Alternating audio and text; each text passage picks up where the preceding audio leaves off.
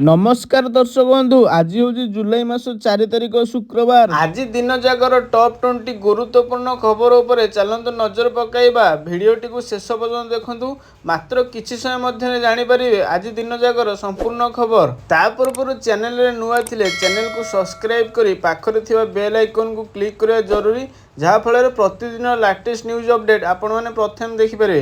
तो चलतु आज संपूर्ण खबर उपर नजर पकाइबा। तो आज प्रथम खबर, खोलिब हीराकुद गेट। आसंता 6 तारिख में खोलिब हीराकुद गेट। निष्कासन हेब चलित वर्षर प्रथम बन्या जल खोलिब हीराकुद गेट। एने डैम मुख्य जंत्री सुशील कुमार बेहेरा सूचना देइछन्ति। तेबे गेट खोला जाई चलित वर्षर प्रथम बन्या जल निष्कासन करा जिवो। सकाळ 10टारे खोलिब 7 नंबर गेट। पूजार्चना पर हीराकुद गेट खोला जिबा नै घोषणा करा जाइछि। तेबे हीराकुद गेट खोलिबा पूर्वरु लोकंकु सूचना दिया जाइथिला। 48 घंटा डाकबाजी जंत्र प्रचार करिबा परे रविवार सकाळ 10टारे गेट खोला जिवो। परवर्ती खबर, केदारनाथ मार्गरे फसी रहिछन्ति 40 श्रद्धालु। उद्धार कार्य जारी। उत्तराखंड में प्रबल वर्षा हेउची। एही कारणरू विभिन्न अंचल में भूस्खलन भली घटना घटुची। वर्तमान सोनप्रयाग रे लगातार वर्षा जोगु भूस्खलन हेउथिला, जहा फल केदारनाथ फेरुथिबा 40 रु अधिक भक्त फसी रहिथिले। राज्य विपर्यय प्रतिक्रिया बाहिनी एसडीआरएफ सोनप्रयाग भूस्खलन अंचल निकट में फसी रहिथिबा श्रद्धालुଙ୍କୁ सफलता सह उद्धार करिछि। एने अधिकारी कहिसंति जे प्रबल वर्षा जोगु सोमवार राति 10टारे भूस्खलन होइथिला, जहा फल रास्ता अवरोध होइथिला एवं हठात भग्नावशेष पड़िबा जोगु अनेक भक्त सेठारे फसी रहिथिले। आपनको जणाई देउछि जे एही घटना परे एसडीआरएफ दल को तुरंत घटनास्थल को पठा जाइथिला एवं राति रे तीर्थयात्री माननकु रेस्क्यू करिया पई उद्धार कार्य करा जाइथिला। कहिबाकू गले उत्तराखंड रे प्रबल वर्षा जोगु परिस्थिति खराब होइछि। लोक माने बहुत असुविधार सम्मुखीन हेउछन्ति। उत्तरकाशी पुलिस कहिछि जमुनोत्री जातीय राजपथ 2टी स्थान रे बंद अछि। रास्ता पुनः उद्धार करने समय लगी पारे। परिस्थिति को नियंत्रण करिया पई एसडीआरएफ, एनडीआरएफ, पुलिस एवं वन विभाग अधिकारी माने घटनास्थल उपस्थित अछन्ति, जेउ माने श्रद्धालु एवं स्थानीय लोकंकु अस्थायी रास्ता दे जिबाकू सहाय्य करुछन्ति। परवर्ती खबर, सबुठु बड़ फिल्म रामायण। भारतीय सिनेमार सबुठु बड़ बजेट फिल्म धमाल कला प्रथम रामायण केवल एक चलचित्र नुहे, यह इतिहास, अतुट भक्ति और समस्तिଙ୍କ ପାଇଁ एक अनन्य कहानी। एही महाकाव्य को चलचित्र रे रूपांतरित करवा कोनोसी सहज काम नुहे। यह ପାଇଁ केवल आर्थिक विनियोग नुहे, बरं अनुपम निष्ठा और समर्पण आवश्यक। नितेश तिवारी निर्देशन में 2 भागरे निर्मित रामायण चलचित्र एक सामूहिक स्वप्नर प्रतीक हेउछि। गुरुवार प्रकाश पाइथिबा एही चलचित्रर प्रथम दृश्य दर्शकों को एक भावनात्मक, जादुमय और गुरुत्वपूर्ण अनुभव प्रदान करिछि। रामायण एक अमर कहानी जहाँ समस्तଙ୍କ ପାଇଁ एहार मूल्यबोध, भक्ति, बंधन, नारीवाद, शक्ति, इतिहास और असंख्य भावना रही, जहाँ प्रत्येक हृदय को स्पर्श करे। तिवारी चलचित्र एही समस्त दिग को निखुण भावे उपस्थापना करिवो कि नहीं ताहा जानिबा पई ए पर्यंत अपेक्षा करिबाकू पड़िवो। किंतु एक कथा स्पष्ट, एहार अभिनेता चयन अत्यंत प्रेरणादायी। रणबीर कपूर को श्रीराम को भूमिका देखिबा एक अन्य चयन। वर्तमान श्रेष्ठ अभिनेता मानक मध्यरु जणे भावे ख्यात रणबीर निजर परिपक्वता, निष्ठा और चलचित्र संपूर्ण रूपांतरित हेबार क्षमता द्वारा यही भूमिका पई उपयुक्त प्रमाणित हेबे। सेहीपरि साई पल्लवी को माता सीता भूमिका रे चयन करा जाइछि, जे निजर सरलता, अंतरशक्ति और अभ्यंतरीण सौंदर्य पई परिचित। मालयालम सिनेमा रे तांकर अभिनय और स्वाभाविकता तांकु एही चलचित्र पई आदर्श करिछि। सबुठारु साहसी चयन हेउछि यश को रावण भावे देखिबा। केजीएफ रु ख्याति पाइथिबा यश केवल एक आकर्षणीय उपस्थिति नुहंती, से परदार निजर आधिपत्य प्रतिपादन करंती।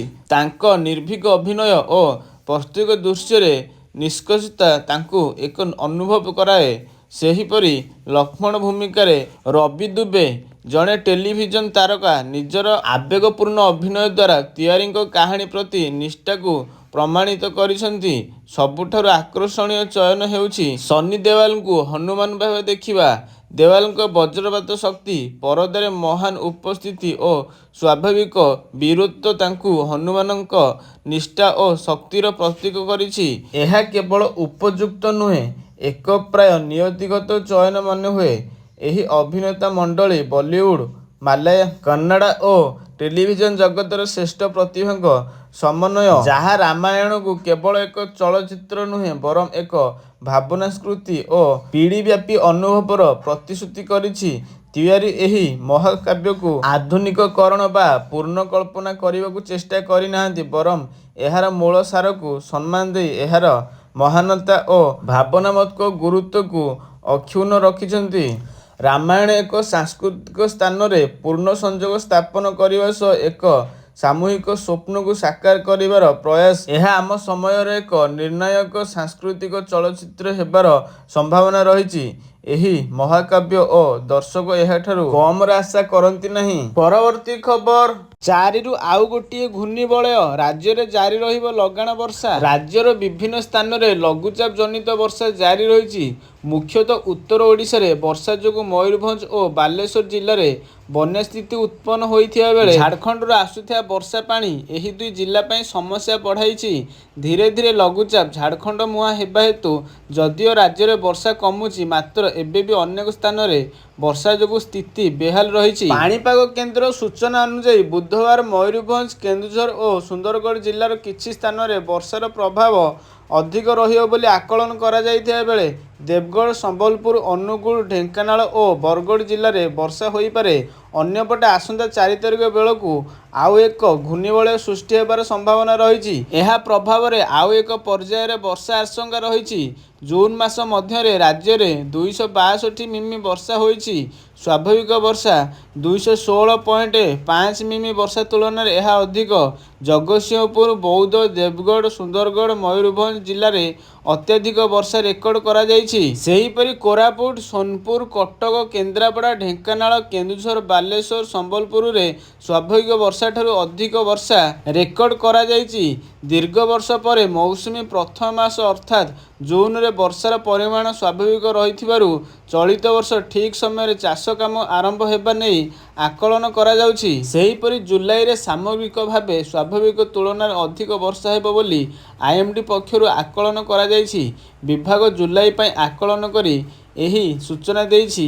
ଉପକୂଳବର୍ତ୍ତୀ ଜିଲ୍ଲାରେ ସ୍ୱାଭାବିକ ତୁଳନାରେ ବର୍ଷାର ପରିମାଣ ଯଥେଷ୍ଟ ଅଧିକ ରହିବା ନେଇ ଆକଳନ କରାଯାଉଥିବା ବେଳେ ଅନ୍ୟ ସମସ୍ତ ଜିଲ୍ଲାରେ ବର୍ଷାର ପରିମାଣ ସ୍ୱାଭାବିକଠୁ ଅଧିକ ରହିବ ବୋଲି ଆଇଏମ୍ଡି ଦର୍ଶାଇଛି। ପରବର୍ତ୍ତୀ ଖବର, ରେଳଯାତ୍ରୀଙ୍କୁ ବଡ଼ ଝଟକା, ଆଜିଠାରୁ ବଢ଼ିଲା ରେଳ ଭଡ଼ା। ପହିଲାରୁ ରେଳଯାତ୍ରୀଙ୍କୁ ଲାଗିଛି ବଡ଼ ଝଟକା।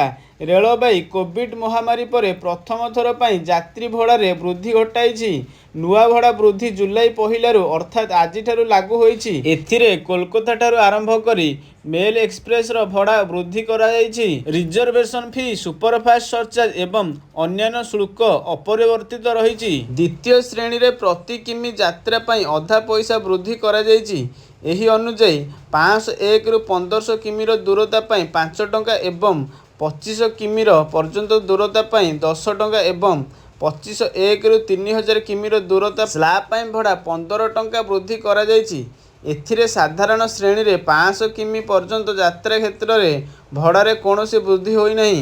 ଅପରପକ୍ଷେ ଉପନଗର ଏକକ ଯାତ୍ରା ଭଡ଼ା ଏବଂ ସିଜନ୍ ଟିକଟରେ କୌଣସି ପରିବର୍ତ୍ତନ କରାଯାଇନାହିଁ। ଉଭୟ ଉପନଗର ଏବଂ ଅଣ ଉପନଗର ରୁଟ୍ ପାଇଁ ପ୍ରଥମ ଶ୍ରେଣୀରେ ପ୍ରତି କିମି ପିଛା ଭଡ଼ା 0.5 ପଇସା ବୃଦ୍ଧି କରାଯାଇଛି। ପରବର୍ତ୍ତୀ ଖବର, ମିଳିବ ଚିଟ୍‌ଫଣ୍ଡ ଟଙ୍କା।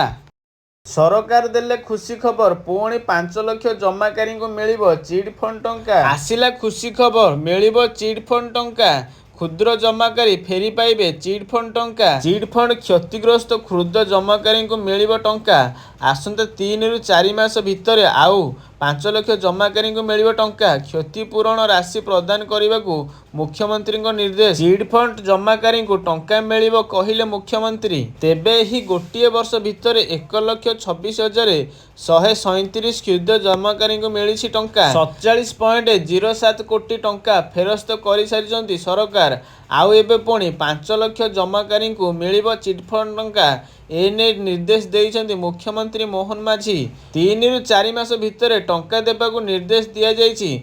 गत 10 वर्ष रे 2,79,109 जन को फेरस्त होइथिला 119 कोटी टंका। परवर्ती खबर आजिर सुना दर उपरे चलନ୍ତୁ नजर पकाइबा। जदि आपण माने सुना किनिबाकू जाउछन्ति ताले वीडियो को पूरा शेष पर्यंत देखिकी आजिर भारतीय बजार रे सुना दर केते रहिछि जानि रखंतु। कमिला सुना दर जानंतु आपणक शहर रे केते अछि सुना रेट। आज भी कमिछि सुना दर। किछि दिन हेबो लगातार ह्रास पाउछि सुना दर, जहा ग्राहकक पई आश्वस्ति सह आनिछि खुशी खबर।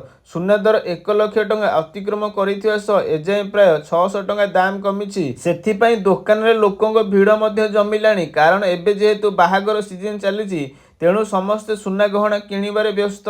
भारतीय बजार रे 24 क्यारेट सुना 97,260 टंका रहिछि। सेहीपरि 22 क्यारेट सुना दर 89,150 टंका छुईछि। सेहीपरि राजधानी भुवनेश्वर रे 24 क्यारेट सुना मूल्य 10 ग्राम पिछा 97,420 टंका रहिथिबा बेले 22 क्यारेट सुना मूल्य 89,150 टंका को पहुंची। सेहीपरि मुंबई रे 24 क्यारेट मूल्य 97,260 टंका और 22 क्यारेट मूल्य 89,150 टंका रही। नुआ दिल्ली रे 24 क्यारेट 97,410 टंका और 22 क्यारेट 89,300 टंका रही। दक्षिण भारतर प्रमुख शहर चेन्नई रे 24 क्यारेट मूल्य 97,260 टंका थिबा बेले 22 क्यारेट मूल्य 89,150 टंका रही। पूर्व भारतर प्रमुख शहर कोलकाता रे यथाक्रमे 97,260 टंका और 89,150 टंका रही। अन्यपटे रूपार मूल्य किलो पिछा 1,17,700 टंका होइछि। केमिति जानिबे सुनार शुद्धता जानतु। जदि आपण सुनार शुद्धता जांच करबाकू चाहुचंती तेबे आपण BIS केयर ऐप रे जांच करि पारिबे। परवर्ती खबर आसुची लघुचाप सप्ताह पर्यंत सारा राज्य रे वर्षा। पूर्व एवं पश्चिम भारत रे पुणी जोड़ा लघुचाप संभावना। आरब सागर और बंगोपसागर रे हेबाकू थिबा लघुचाप प्रभाव रे राज्य रे प्रबल वर्षा संभावना रही। उत्तर बंगोपसागर पार्श्ववर्ती बांग्लादेश एवं पश्चिमबंग उपकूल वायुमंडल रे एक घूर्णिबलय सृष्टि हेबा सह समान अंचल रे आसंता काली सुधा लघुचाप क्षेत्र सृष्टि हेबार संभावना रहिथिबा आंचलिक पाणीपाग विज्ञान केंद्र पक्षरु कुहा जायछि। पाणीपाग विभाग पक्षरु सुंदरगढ़, केन्दुझर, झारसुगुड़ा, बरगढ़, संबलपुर और मयूरभंज को सतर्क सूचना जारी करा जायछि। वज्रपात और झटका पवन नहीं देवगढ़, अनुगुल, ढेंकानाल, बालेश्वर, भद्रक, जाजपुर, केन्द्रापड़ा, कटक, जगतसिंहपुर, पुरी, खोर्धा, नयागढ़, गंजाम और गजपति आदि जिला को परवर्ती खबर जारी करा जायछि। रथयात्रा को त्रुटि शून्य करबाकू बैठक करिसेंती मुख्यमंत्री। पुरी रे प्रशासनिक स्तर रे अदल बदल पर मुख्यमंत्री मोहन चरण माझी समीक्षा। पुरी रे पहुंची रथयात्रा को त्रुटि शून्य करबाकू बैठक करिसेंती मुख्यमंत्री। उच्च स्तरीय समीक्षा बैठक रे गठनमूलक निष्पत्ति उपरे जोर देइथिबा जणा पड़िछि। फोकस रे रहिछि श्रृंखलित बाहुडा सुनावेश और नीलाद्रि विजे नीतिकांति संपादना। सेहीपरि भीड़ नियंत्रण और पुलिस और मेडिकल टीम मुतयन उपर कठोर पदक्षेप नेइथिबा जणा पड़िछि। आगको कौनसी प्रकार त्रुटि घटिले यह अक्षमणीय और कड़ा एक्शन नियाजियो बोली कड़ा निर्देश देइथिबा जणा पड़िछि। बैठक रे शेष पर आईन मंत्री पृथ्वीराज हरिचंदन निज प्रतिक्रिया रे कहिसंती सेवायतक विभिन्न कथा रहिथिला। सेवायत समाजर उन्नति पई विभिन्न प्रसंग थिला, से नै आलोचना पई मते सेवायत माने प्रस्ताव देइथिले। एणु आज एही बैठक पुरी सक्रिट हाउस रे अनुष्ठित होईछि। श्रीमंदिर रे विभिन्न संस्कार मूलक कार्य राज्य सरकार करबाकू प्रयास आरंभ करिसंती। सेवायतक मतामत निया जाई सबु कार्य कराजिबो। से आहुरी कहिसंती प्रति 3 मास रे थरे एणिकी श्रीमंदिर रे 36 निजोगर वरिष्ठ सेवायतक नै एक बैठक अनुष्ठित हेबो। श्रीमंदिर रे विभिन्न समस्या सेवायतक विभिन्न समस्या नै आलोचना करा जाई विभिन्न पदक्षेप निया जिवो। तेबे रथयात्रा दिन केतक सेवायतଙ୍କୁ केतक अधिकारी अनधिकृत सेवक घोषणा करबाकू नहीं सेवायतଙ୍କ भितर असंतोष थिला। जो माने 365 दिन महाप्रभुଙ୍କ सेवार अछंती सेमाने सबु सेवायत एभली अनधिकृत सेवक घोषणा ठीक नुहे। एहाकु नहीं सेवायत माने असंतोष थिबारु मु सेमानंकु क्षमा मागुची। परवर्ती खबर विश्व पुलिस और अग्निशम क्रीड़ा प्रतियोगिता रे विजयी हेले ओडिशा पुलिस कनेस्टेबल। युक्तराष्ट्र अमेरिकार बार्मिंगहाम रे अनुष्ठित होइथिबा ପ୍ରତିଷ୍ଠିତ ବିଶ୍ୱ ପୋଲିସ ଏବଂ ଅଗ୍ନିଶମ କ୍ରୀଡ଼ା 2025ରେ ଓଡ଼ିଶା ପୋଲିସର କନେଷ୍ଟବଳ ଅଶୋକ ଦଣ୍ଡସେନା ଓ ସସ୍ମିତା ଟିଗା ରାଜ୍ୟ ପୋଲିସ ପାଇଁ ଗୌରବ ଆଣିଛନ୍ତି। ଅଶୋକ ଓ ସସ୍ମିତାଙ୍କ ବିଜୟୀ ଓଡ଼ିଶା ପୋଲିସର କ୍ରୀଡ଼ା ଉତ୍ସୁକତା, ଦୃଢ଼ତା ଏବଂ ଶୃଙ୍ଖଳାର ପ୍ରମାଣ। ଉଭୟ ପଦକ ବିଜୟ ଓଡ଼ିଶା ପୋଲିସ ବାହିନୀକୁ ଗୌରବାନ୍ୱିତ କରିବା ସହ କର୍ତ୍ତବ୍ୟ ଏବଂ କ୍ରୀଡ଼ା ଉଭୟରେ ଉତ୍ସାହୀତା ହାସଲ କରିବାକୁ ଅନ୍ୟ କ୍ରୀଡ଼ାବିତ ଓ ଅଧିକାରୀମାନଙ୍କୁ ପ୍ରେରଣା ଯୋଗାଇଛି। ଅଶୋକ ଦଣ୍ଡସେନା 800 ମିଟର ପୁରୁଷ ବର୍ଗ ଦୌଡ଼ରେ ସ୍ୱର୍ଣ୍ଣ ପଦକ ଏବଂ କନେଷ୍ଟବଳ ସସ୍ମିତା ଦିଗା 800 ମିଟର ମହିଳା ବର୍ଗ ଦୌଡ଼ରେ ରୌପ୍ୟ ପଦକ ହାସଲ କରି ଏକ ନୂତନ ମାଇଲଖୁଣ୍ଟ ସ୍ଥାପନ କରିଛନ୍ତି। ଉଭୟଙ୍କ ଏଭଳି ବିରଳ ସଫଳତାରେ ରାଜ୍ୟ ଆରକ୍ଷୀ ମହାନିର୍ଦ୍ଦେଶକ ଯୋଗେଶ ବାହାଦୁର ଖୁରାନିଆ ଶୁଭେଚ୍ଛା ଓ ଅଭିନନ୍ଦନ ଜଣାଇବା ସହ କ୍ରୀଡ଼ାବିତଙ୍କ ଉଜ୍ଜ୍ୱଳ ଭବିଷ୍ୟତ କାମନା କରିଛନ୍ତି। ଉଭୟ ଅଶୋକ ଓ ସସ୍ମିତା ବିଶ୍ୱସ୍ତରୀୟ ପ୍ରତିଯୋଗିତାରେ ଅସାଧାରଣ କ୍ରୀଡ଼ା କୌଶଳ ପ୍ରଦର୍ଶନ କରିବା ସହ ଓଡ଼ିଶାର ପୋଲିସର ସୁନାମ ବଢ଼ାଇଛନ୍ତି।